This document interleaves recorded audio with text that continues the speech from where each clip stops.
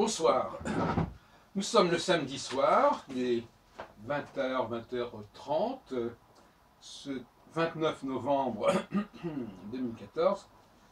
Je reviens du salon du livre, sinon il y a plusieurs salons actuellement qui se succèdent tous les week-ends. Et je voudrais parler à nouveau de la question de la femme au regard de la Bible, au regard de la vie juive. Alors, il me semblerait qu'il y ait un point commun entre la tour de Babel et la question d'Ève. Ouais. Alors, vous me direz que c'est peut-être discutable, mais enfin, je vous exprime ma thèse telle qu'elle est actuellement dans ma tête. Vous savez que la question de la tour de Babel se fait en deux temps. En deux temps. Il y a un premier temps où Dieu laisse les choses se faire, c'est-à-dire laisse la cour se construire, et dans un deuxième temps, il revient sur sa décision. Vous savez que ce n'est pas la première fois que les dieux reviennent sur leur décision. Par exemple, la création, oui, mais le déluge. La tour de Babel, oui, mais sa destruction. Ève, oui. Adam tout seul, oui, mais avec Ève. Parce qu'on a remarqué, effectivement, je crois que c'est Abel, que Armand Bégassi, je le rappelle, dans un article qui est paru dans l'Arche, Parcours de femme, que pourquoi, dans un premier temps, Dieu vit que c'était bon que Adam soit créé, et dans un deuxième temps, il décide d'ajouter Ève. Bon.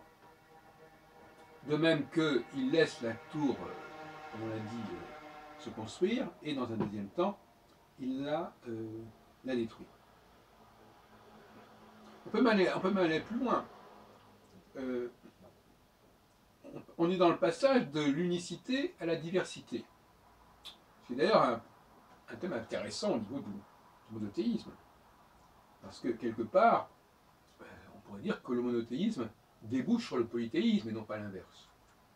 Ce que je crois d'une certaine façon.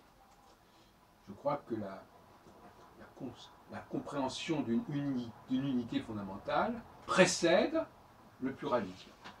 C'est vrai d'ailleurs au niveau de la science. On peut penser que le Big Bang, si tant est qu'il existe quelque chose comme ça, soit unitaire, et qu'après on passe à la pluralité. Et à la pluralité même des univers, comme on nous a dit cet après-midi au Salon du Livre de de Radio France, à la maison de la radio. Et donc, moi je vois que éventuellement, dans un deuxième temps, on dit on va encombrer l'homme, on va compliquer les choses, de façon à ce que ce ne soit pas trop simple pour l'homme. Et c'est dit explicitement dans le cas de la tour de Babel, ça c'est dit explicitement. Nous allons diversifier les langues pour que les hommes ne se comprennent plus, ou aient du mal en tout cas à se comprendre.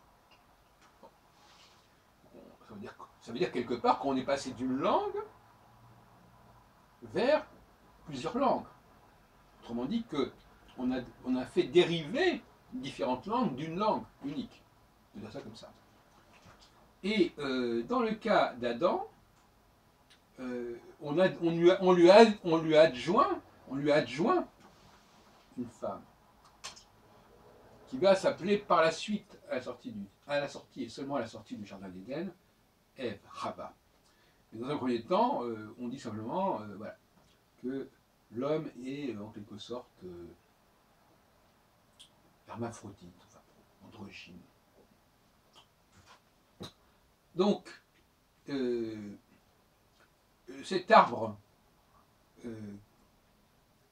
parce qu'il y a un arbre, c'est que ça fait penser à une tour, l'arbre, bon, etc. Il y a le problème de l'arbre, et finalement, on va encombrer l'homme de la femme. on va l'encombrer. On va lui rajouter ça, et puis à partir de là, il va y avoir des enfants.